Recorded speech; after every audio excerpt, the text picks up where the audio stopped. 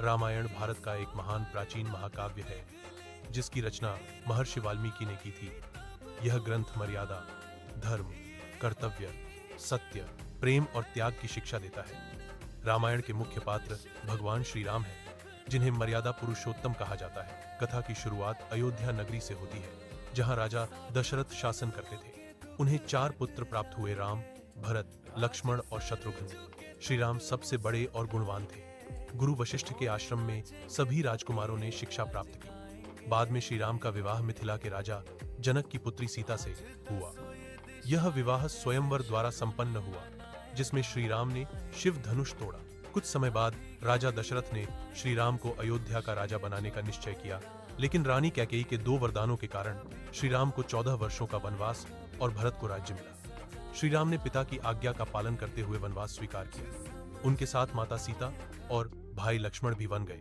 वनवास के दौरान श्री राम ने अनेक ऋषि मुनियों की सहायता की और राक्षसों से उनकी रक्षा की। इसी दौरान लंका के राजा रावण ने छल से माता सीता का हरण कर लिया और उन्हें लंका ले गया। सीता की खोज में श्री राम और लक्ष्मण दक्षिण की ओर बढ़े, जहां उनकी मुलाकात हनुमान और सुग्रीव से हुई। वानर सेना की सहायता से श्री राम ने समुद्र पर सेतु बनवाया, जिसे राम सेतु कहा जाता है। लंका में श्री राम और रावण के बीच भयंकर युद्ध हुआ।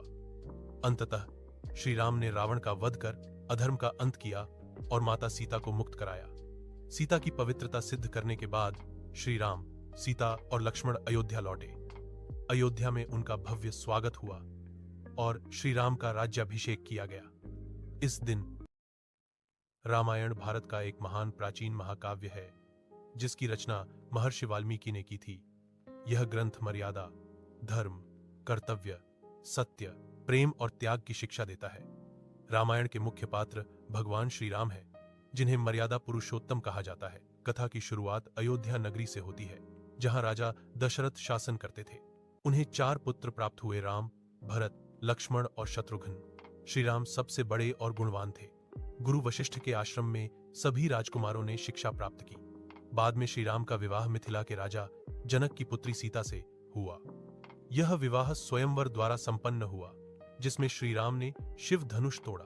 कुछ समय बाद राजा दशरथ ने श्री राम को अयोध्या का राजा बनाने का निश्चय किया, लेकिन रानी कैकेयी के 2 वरदानों के कारण श्री राम को 14 वर्षों का वनवास और भरत को राज्य मिला। श्री राम ने पिता की आज्ञा का पालन करते हुए वनवास स्वीकार किया।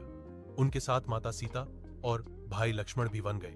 वनवास के दौरान श्री राम ने अनेक ऋषि मुनियों की सहायता की और राक्षसों से उनकी रक्षा की। इसी दौरान लंका के राजा रावण ने छल से माता सीता का हरण कर लिया और उन्हें लंका ले गया।